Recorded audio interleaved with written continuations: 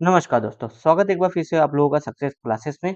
अभी जो हम लोगों ने सक्सेस क्लासेस पे अपने जो क्लासेस स्टार्ट किए हैं अपने ऐप पर, सिविल वाला जो सक्सेस क्लासेस ऐप है प्ले स्टोर वहाँ पे हमने जो कि क्लासेस स्टार्ट किए हैं, उसका एक डेमो क्लास होगा जिससे आपको समझ आएगा कि किस तरह से जो कि हम लोग की यहाँ पे क्लासेस कवर कर रहे हैं।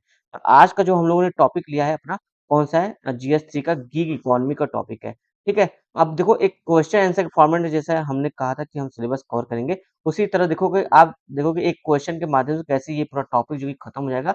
मात्र 15 से 20 मिनट के अंदर-अंदर आपका ये पूरा का पूरा टॉपिक खत्म हो जाएगा। ज़्यादा टाइम नहीं लेंगे, टू द पॉइंट चीज़ें कहेंगे, जो हमारी यूपीएससी की रिक्वायरमेंट है हम आंसर राइटिंग में, जिस तरह से हमसे पूछी जाती है, उसी के अनुरूप ही सारा हमने जो कि फ्रेमवर्क इसका बनाया है। मैं अपने नोट्स यहाँ पे शेयर कर रहा हूँ, आप देखिएगा, उम्मीद है आपको ये पसंद आएगा। चलिए शुरू करते हैं गिग इकोनॉमी के ऊपर अपना टॉपिक। नीचे स्क्रॉल कर लेते हैं, थोड़ा-सा मैं ज़ूम कर देता हूँ। ये है क्वेश्चन जिससे आपको देखने को मिलेगा कि किस तरह से गिग इकोनॉमी पे हम लोग टॉपिक कवर करेंगे। देख लो एक बार आंसर किस तरह से मैंने इसका अप्रोच रखा है। कुछ इस तरह से जो कि इसके क्वेश्चन को मैंने देखा है, आंसर को लिखा है, क्वेश्चन के अनुरूप ही जो चैलेंजेस वगैरह है वे फॉरवर्ड क्या हो सकते हैं। इस तरह से जो कि हमने इसके आंसर को लिखने की कोशिश की है। पहले इंट्रो शुरू करते हैं। क्वेश्चन देख लेते हैं क्वेश्चन क्या है? क्वेश्चन बोल रहा है कि what are the reason for growth of gig economy? हमको रीज़न बताना है कि क्या रीज़न है कि भारत में गिग इकोनॉमी या फिर वर्ल्ड लेवल पे गिग इकोनॉमी जो कि बढ़ रही है इतना, उसके रीज़न क्या है? और क्या बोला साथ में explain the benefits and challenges of gig economy, यानी कि जो गिग इकोनॉमी है उसके क्या बेनिफिट्स हैं और क्या चैलेंजेस हैं, उसको भी हमको एक्सप्लेन करना है। ठीक है? तो ये सारी चीज़ें जो कि क्वेश्चन हमसे पूछी जा रही है। चलो इसी के अनुरूप जो को देखो हम जो कि एक इंट्रो बनाने की कोशिश करते हैं यहाँ पे। इंट्रो मैंने इसका सिंपल रखा है, देख लो। यहाँ पे सिंपल सा एक डेफिनिशन दिया है। जैसे कि मैंने इसमें लिखा है कि a gig economy is a free market system in which organization hire और contract workers for a short span of time. यानी जो ऑर्गनाइजेशन होती है, कंपनी होती है, वो थोड़े समय के लिए जो कि वर्कर्स को कॉन्ट्रैक्ट के बेस पे जो कि हायर वगैरह करती हैं। ये है गिग इकोनॉमी, मैंने एक सिंपल सा बताया है। इसके आगे देखो इन इंडिया मैं बता रहा हूँ, इन इंडिया स्टार्टअप्स लाइक जैसे कि आप देखोगे ओला, उबर, ज़ोमैटो, स्विगी ये सब जो है establish as a main source of gig economy. Bharat में main source of gig economy देखोगे तो यही सब है। ओला, उबर, ज़ोमैटो, स्विगी वगैरह और भी जो हैं फ्रीलांसर वगैरह, वर्क वगैरह, ये सारी चीज़ें जो कि क्या है main source of gig economy Bharat में हमको देखने को मिलती है। तो इस तरह से मैंने जो कि एक इसका शॉर्ट में इंट्रो बनाने की कोशिश की है। आप चाहे तो कुछ डेटा वगैरह से भी इंट्रो बना सकते हैं। जैसे मैंने नीचे डेटा मेंशन किया, आप वो भी बता सकते हैं। चलिए इंट्रो हो गया, अब आते हैं थोड़ा-सा यहाँ पे मैं यहाँ पे ये बताने की कोशिश कर रहा हूँ 2-3 पॉइंट में कि इंडिया में जो कि अगर आप देखोगे गिग इकोनॉमी की क्या स्टेटस है। तो मैंने इसके 3 पॉइंट बताए। पहला मैंने लिखा है कि अभी देखोगे तो 77 लाख गिग वर्कर्स जो कि इंडिया में कार्यरत है, ये 2020-21 का डेटा था। 77 लाख जो लोग हैं, काम कर रहे हैं, वो गिग वर्कर के रूप में काम कर रहे हैं, ठीक है? पहला ये मैंने पॉइंट बता दिया। दूसरा पॉइंट देखो बोला जा रहा है कि 75% of gig worker are under low and medium skill job. यानी इससे क्या पता चला कि जो हमें गिग वर्कर के लिए जो जॉब जो गिग वर्कर कर रहे हैं, उसके लिए कोई हाई स्किल जॉब नहीं चाहिए, कोई हाई स्किल नहीं चाहिए हमें। लो स्किल वाले भी लोग इसमें शामिल और मीडियम स्किल वाले भी लोग देखोगे कितने हैं, ये दोनों मिलाकर करीब-करीब 75% लोग हैं। केवल 25% ही हाई स्किल के लोग हैं, जो फ्रीलांसिंग वगैरह में काम करते हैं एज़ अ गिग इकोनॉमी में, ठीक है? तो इससे ये पता चलता है कि हमें हाई स्किल की ज़रूरत नहीं है, गिग इकोनॉमी इसलिए गिग इकोनॉमी काफ़ी तेज़ी से बूस्ट हो रहा है, ये भी एक कारण है, ठीक है? थर्ड मैंने पॉइंट यहाँ पे बताया कि gig workforce is expand 23.5 million workers by 2030 ये किसका रिपोर्ट है? नीति आयोग का रिपोर्ट है, 2022 में आया था, बूमिंग गिग गिग इकोनॉमी करके इनका रिपोर्ट का नाम था, उसपे इन्होंने दिया था। तो ये मैंने 3 चीज़ें बता दी कि अभी वर्तमान में क्या स्थिति है, भविष्य इसका क्या है, तो भविष्य काफ़ी जो कि देखो 77 लाख 8 मिलियन के आस-पास अभी लोग लगे हैं और 8 मिलियन से बढ़ के देखोगे तो कितना 23.5 मिलियन लोग जो कि अभी इसमें जो कि जुड़ सकते हैं। तो ये काफ़ी जो कि बड़ा नंबर है, यानी काफ़ी ज़्यादा जॉब की अपॉर्च्युनिटी यहाँ पे हमको देखने को मिल रही है।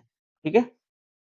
आगे देखते हैं ये मैंने एक स्टेटस बता दिया शॉर्ट में, आप चाहे तो ये ऐसे छोटे-छोटे बॉक्स बना के 3 बॉक्स बनाकर भी और छोटा जगह और कम जगह में भी आप ये 3 पॉइंट यहाँ बता सकते थे। ठीक है? आपकी मर्ज़ी जैसे बताइए, लेकिन कम पेज लगे ये ध्यान रखिएगा। अब जैसे चलते हैं अपने क्वेश्चन की तरफ कि इंडिया में गिग इकोनॉमी क्या स्टेटस है ये हमने बता दिया, गिग इकोनॉमी क्या इंट्रो में ये हमने बता दिया। ये सब इंट्रो का ही पार्ट था। अब देखो यहाँ पे जो क्वेश्चन है वो उस पे आते हैं, जो बोला जा रहा है कि रीज़न क्या है? Reason for growth of gig economy in India. उस रीज़न को हम लोग यहाँ पे चेक करते हैं। ठीक है? चलिए, ये मैंने हेडिंग दे दिया यहाँ पे कि reason for increasing gig economy in India. पहला रीजन में मैंने यहाँ पे पहला पॉइंट बताया कि wide spread availability of smartphones and access of internet. जब से जियो का आया है 4G वाला, तब से देखो इंटरनेट कितना बड़ा मार्केट जो कि बढ़ गया इंडिया में, कितना इजीली जो कि एक्सेस हो गया, थोड़ा सस्ता हो गया नेट वगैरह, लेकिन अब जाके फिर महंगा हो गया है। तो कह सकते हैं कि मतलब एक्सेस तो बहुत ज्यादा है, और स्मार्टफोन की अवेलेबिलिटी अब देखोगे हर हाथ में लगभग स्मार्टफोन आपको देखने को मिलेगा।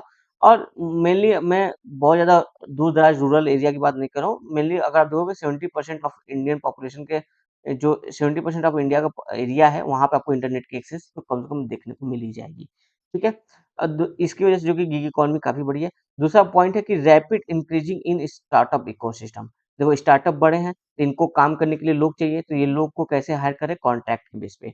इसलिए भी जो रैपिड इकोनॉमी हमारी बूस्ट हुई है स्टार्टअप की, उससे भी जो कि गिग वर्कर की डिमांड काफ़ी बढ़ी है।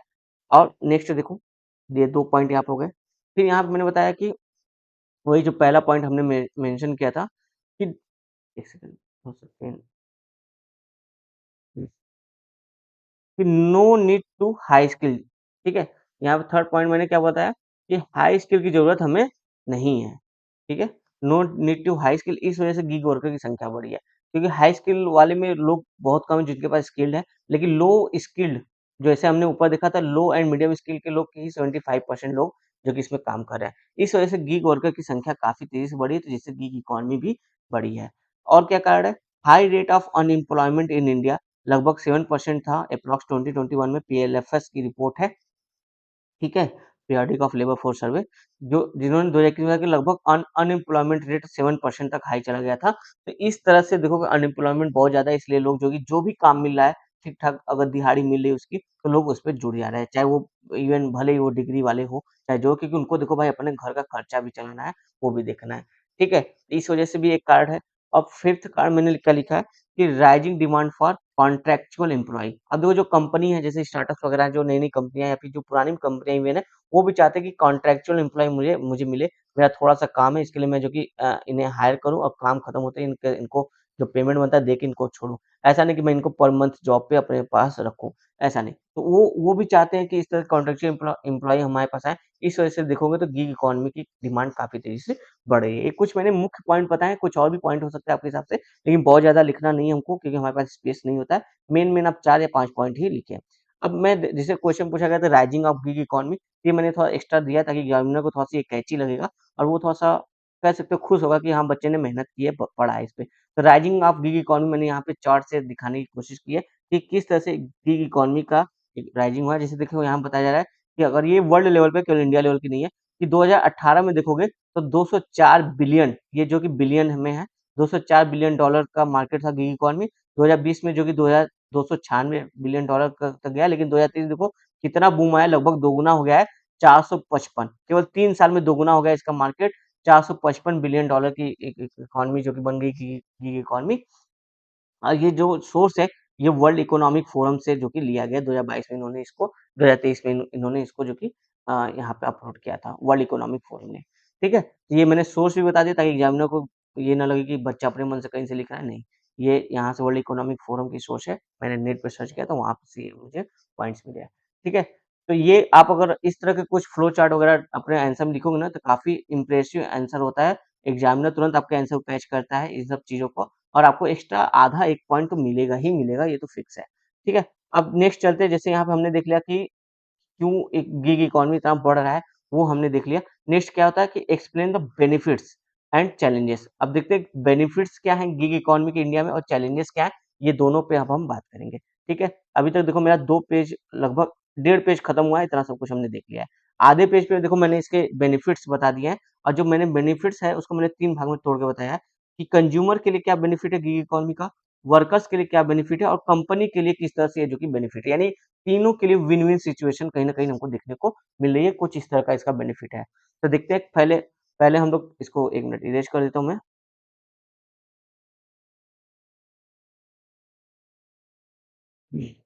पहले हम लोग देखते हैं कि जो कंज्यूमर है उसके लिए क्या बेनिफिट है इसके। ठीक है? बेनिफिट हम लोग देख रहे हैं। कंज्यूमर के लिए बेनिफिट है कि प्रोडक्ट डिलीवर ऑलमोस्ट एनीवेयर, मतलब कहीं भी कोई प्रोडक्ट डिलीवर करा सकते हो अपने डोर स्टेप पे, जो कि आजकल देखोगे तो प्रोडक्ट एकदम डिलीवर हो रहा है। ठीक है? जैसे स्विगी, ज़ोमैटो कहीं से बैठे किसी रेस्टोरेंट से आजकल तो ज़ोमैटो या स्विगी ने ऐसा कर दिया कि आप किसी तीसरे चौथे मतलब कहीं दूर राज्य से दूसरे राज्य से अपने राज्य में जो कि फूड वगैरह मँगवा सकते हो। कुछ इस तरह का भी इन्होंने प्रोसीजर किया है। तो 2 स्टेप में लिया। दूसरा क्या है, लो ट्रांज़ैक्शन कॉस्ट है, जो कंज़्यूमर है उनको देखो काफ़ी लो जैसे कि जो आपके ओला, उबर हैं, वो देखो बाइक से आपकी चीज़ें को डिलीवर कर देते हैं, आपके सामान को या फिर आप किसी व्यक्ति को जाना है वो भी डिलीवर ओह सॉरी वो भी पहुँच जाते हैं अपने डेस्टिनेशन पे, तो काफ़ी कम कॉस्ट लगती है। अगर आप जनरली केवल 1 लोग जैसे हायर करोगे मार्केट से जाके तो आपको ज़्यादा पैसे देने होंगे। आप शेयरिंग में भी चले जाते हो, तो भी आपकी यानी कि जो कॉस्ट है आने-जाने की कहीं भी कुछ भी डिलीवर करने का, तो काफ़ी लो है। तो ये कंज़्यूमर को काफ़ी फ़ायदा है कि उनके कुछ पैसे बच जाते हैं। थोड़ा कि पर्सनलाइज़्ड सर्विस, आप जैसे जो भी ऑर्डर वगैरह करते हो अपने हिसाब से पर्सनलाइज़ कर सकते हो, डोर स्टेप पे आपको चीज़ें मिल जाएगी, खासकर फूड वगैरह जो आइटम है उनमें। तो ये कंज्यूमर को बेनिफिट है। वर्कर्स को क्या बेनिफिट है देखो, access of low skill job opportunity, यानी कि जो वर्कर्स हैं उनको देखो लो स्किल भी है, अगर आपके पास सिंपल आपको बाइक चलाने आती है, तो हल्का-फुल्का स्मार्टफ़ोन की नॉलेज है, तो आप जो कि आराम से जो कि स्विगी, ज़ोमैटो राइडर वगैरह बन सकते हो या फिर प्रोडक्ट डिलीवरी बॉय फ्लिपकार्ट वगैरह ये सब चीज़ें बन सकते हो। तो काफ़ी ज़्यादा स्किल की ज़रूरत नहीं है इसमें। सेकंड यहाँ पे बोला जाए कि इंडिपेंडेंस है एंड फ्लेक्सिबिलिटी है वर्कर के लिए। देखो वर्कर स्वतंत्र है जब चाहे तब जो कि ऑनलाइन आता है, काम पे अपना आता है, काम करता है, जब उसको लगता है कुछ काम है या फिर बिज़ी है, तो अपना ऑनलाइन नहीं आता है। तो अपने हिसाब से वो स्वतंत्र है कि कब वो काम पे आना चाहेगा, जितना वो काम करेगा उतना उसको पैसे उसपे मिलेंगे। फ्लेक्सिबिलिटी है, कि जब चाहे छोड़ सकता है जॉब को, जब चाहे जॉइन कर सकता है। तो इस तरह की कुछ फ्लेक्सिबिलिटी है, ज़्यादा कंपनी का वो पेपर वर्क वगैरह नहीं होता है इसमें। थर्ड देखो क्या वर्कर को फ़ायदा है कि वर्क लाइफ बैलेंस होती है, ईज़िली होती है यानी कि जैसे कि अगर आपको घर का कुछ ज़रूरी काम हो गया तो अब अगर आप ऑफ़िस में काम करते हो तो जल्दी छुट्टी नहीं मिलती है। लेकिन यहाँ पे क्या-क्या अपना ऐप जो कि ऐप पे जो लोकेशन आपका आपने उसको बंद किया और आप अपने काम पे घर के काम पे भी चले गए। इस तरह से भी आपको देखो काफ़ी बेनिफिट यहाँ पे देखने को मिलता है। ये थोड़ा-सा मैं इरेज़ कर देता हूँ। तो ये वर्कर के लिए हमने बात कर ली, कंज़्यूमर के लिए बात कर ली, किस तरह से इनको जो कि बेनिफिट वगैरह देखने को मिल रहा है। अब चलिए आते हैं कंपनी, कंपनी के लिए तो ज़्यादा बेनिफिट है। देखते हैं हम लोग कंपनी के लिए बताया जा रहा है कि लो कॉस्ट इनपुट है, यानी जो कंपनी की लागत होती है वो कम हो जाती है क्योंकि यहाँ पे देखो परमानेंट उनको किसी व्यक्ति को हायर नहीं करना है जिसको हर महीने चाहे वो काम कम करे या ज़्यादा करे उसको पैसे दें, ऐसा नहीं है। उनका जितना काम है उतना उसको पैसे देना है, तो इसलिए लागत कम हो जाती है। साथ ही यहाँ पे कोई सोशल सिक्योरिटी भी नहीं देना है एम्प्लॉयी को, इसलिए वो भी सोशल सिक्योरिटी की भी लागत जो कि बच जाती है कंपनी की। ठीक है? कंपनी के लिए काफ़ी अच्छा है। और कंपनी में देखो diverse pool of flexible workers मिल जाते हैं। कंपनी जाती है देखती है अगर उनकी जैसी डिमांड होती है उस हिसाब के वर्कर को इज़िली हायर कर सकते हैं। और देखो एक मेन और जो इम्पोर्टेंट है कंपनी के लिए easy to hire and fire है। आराम से जो कि आप हायर कर सकते हो, आराम से निकाल सकते हो। उनका कॉन्ट्रैक्ट बेस्ड है, तो उनके टर्म्स एंड कंडीशन के अकॉर्डिंग ही जो कि वर्कर काम करते हैं और जितना उन्होंने काम दिया था उतना काम करके वो आराम से जाते हैं। यहाँ पे फायर करना आसान है, यहाँ पे कोई लेबर लॉ के झंझट में उतना नहीं पड़ना है कंपनी को। तो ये तीनों लोग को इस तरह से काफ़ी जो कि ज़्यादा फ़ायदा है। तो इसका जो बेनिफिट मैंने इस तरह से बताया, उम्मीद है आपको ये पसंद आ रहा होगा स्ट्रक्चर। आगे देखते हैं इसमें क्या चैलेंजेस है। ठीक है? तो चैलेंजेस में भी मैंने इसके जो कि 5 पॉइंट बताए हैं। पहला कि no official data estimate to gig economy कि गिग वर्कर कितने हैं, गिग इकॉनमी कितनी बड़ी है, इसको एस्टिमेट करने का कोई हमारे पास ऑफिशियल डेटा नहीं है। देखो जब हमारे पास डेटा नहीं होगा ना अच्छे से सही-सही डेटा नहीं होगा, तो हम इस पे कोई पॉलिसी भी नहीं बना पाएँगे इनके गिग वर्कर के हित में या फिर कंपनी के हित में, ऐसा कुछ हम कर ही नहीं पाएँगे। इसलिए ये सबसे बड़ी प्रॉब्लम है। दूसरा बोला जाए कि worker are not under social security like health insurance. जो वर्कर्स होते हैं, उनका कोई सोशल सिक्योरिटी इसमें नहीं दिखाया जाता है। जॉब तो मिली है पर क्या क्या जॉब मिल रही है, कैसी जॉब मतलब जो जॉब मिली है उसमें कोई सोशल सिक्योरिटी उनको नहीं मिल रहा है। तो ये प्रॉब्लम है वर्कर के साथ।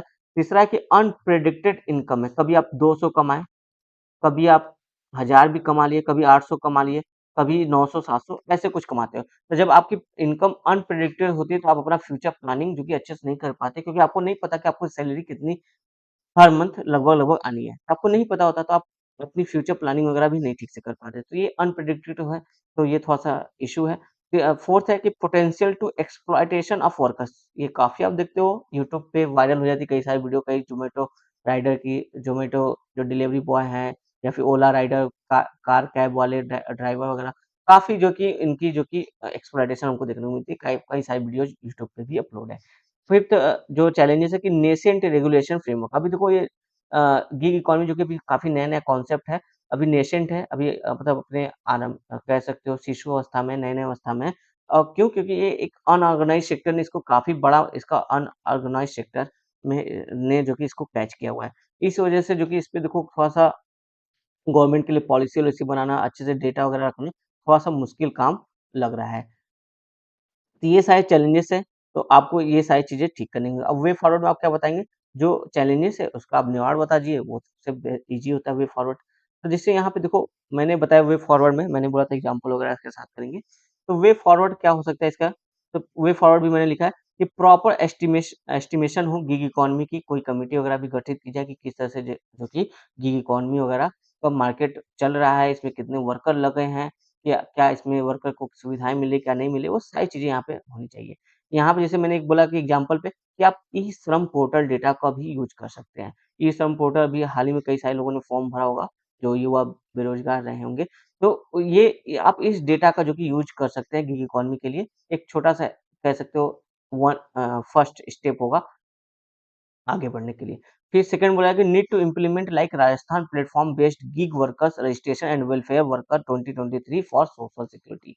यानी कि देखो जो राजस्थान अभी स्टेट ने 2023 में जो कि गिग वर्कर के लिए उनके वेलफेयर के लिए जो कि एक एक्ट लेकर आए थे 2023 में। हम जो कि इस तरह की चीज़ें जो कि ऑल इंडिया लेवल पे भी कर सकते हैं। पैन इंडिया लेवल पे जो कि उनको गिग वर्कर की सोशल सिक्योरिटी के लिए काम कर सकते हैं। ठीक है? ये एक वे फॉरवर्ड मैंने पॉइंट दिया। थर्ड मैंने पॉइंट दिया कि give the tax intensive to business and startups who work on welfare of gig worker। यानी कि ऐसे कंपनियां हैं या स्टार्टअप्स हैं जो गिग वर्कर को जो कि सोशल सिक्योरिटी प्रोवाइड कर रही हैं, अगर करती हैं तो उनको जो कि कुछ ना कुछ टैक्स इंटेंसिव दे ताकि ये लोग भी आगे बढ़ के काम करें गिग वर्कर के लिए। और जो जो भी हो और साथ में ये जो कि डेटा वगैरह भी गवर्नमेंट को प्रोवाइड करते हैं कि किस तरह के गिग इकोनॉमी का कल्चर चल रहा है इंडिया में। ये कुछ वे फॉरवर्ड मैंने यहाँ पे बताए थे। आप अपने हिसाब से जो आपको लगे 1-2 पॉइंट आपको और बेहतर मिले तो आप उसको भी ऐड कर सकते हैं 1-2 पॉइंट यहाँ से हटाकर। तो ये कुछ इस तरह से देखो हमारी क्लासेस चलेंगी। ज़्यादा मैंने टाइम नहीं लिया 10-15 मिनट का टाइम लिया एक क्लास को कवर करने के लिए। इस तरह से जो कि अब देखो अब आपका क्या हुआ गिग इकोनॉमी पे पूरा आपका एक टॉपिक तैयार है। अब किसी भी तरह का गिग इकोनॉमी पे कोई क्वेश्चन आएगा, कि इसके क्या चैलेंजेस है, क्या बेनिफिट्स हैं, क्या भारत में स्टेटस है, कुछ भी आएगा आप आराम से आपके पास अच्छा खासा पॉइंट्स है, एक स्ट्रक्चर अच्छा स्ट्रक्चर है, कुछ ग्राफ वगैरह चार्ट वगैरह भी है यहाँ पे जो आप मेंशन कर सकते हो, बता सकते हो किस तरह से गिग इकोनॉमी पे कोई भी क्वेश्चन आएगा आप इज़िली आप सॉल्व कर लेंगे। इस तरह से कुछ जो कि हम लोग जो कि अपने क्वेश्चन को कवर करने वाले पूरे सिलेबस को कवर करने वाले हैं अपने ऐप पे। ये एक डेमो क्लास था गिग इकोनॉमी में, अभी और डेमो क्लास आएँगे। अभी ये तो इंग्लिश वाला था, अभी हिंदी का भी आएगा ताकि हिंदी मीडियम वाले बच्चे भी इस तरह की क्लासेस को जॉइन कर लेंगे हमारे साथ। चलिए दोस्तों मिलेंगे अगले क्लास के साथ, तब तक के लिए धन्यवाद और जो भी बच्चे अभी तक हमारे चैनल को जो सब्सक्राइब नहीं किए चैनल को सब्सक्राइब कीजिए। हमारे प्ले स्टोर पे जाइएगा, सिविल वाला सक्सेस क्लासेस ऐप आप सर्च कीजिएगा, आपको ऐप मिल जाएगा और जो किस तरह से टेस्ट सीरीज होगा वो सारी डिटेल मैं जो कि यहाँ पे वीडियो लिंक मैं यहाँ पे लगा दूँगा कमेंट्स आप देख लीजिएगा। चलिए मिलते हैं अगले क्लास के साथ। धन्यवाद।